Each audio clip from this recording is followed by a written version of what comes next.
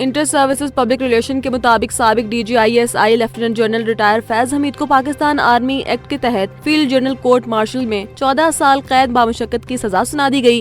कार्रवाई 12 अगस्त 2024 को शुरू हुई और 15 माह तक जारी रही। ISPR के मुताबिक फैज हमीद पर सियासी सरगर्मियों, ऑफिशियल सीक्रेट एक्ट की खिलाफ वर्जी, इख्तियारात और सरकारी वसाइल के गलत इस्तेमाल और मुतल्लिका अफराद को नुकसान पहुँचाने के इल्जामात थे।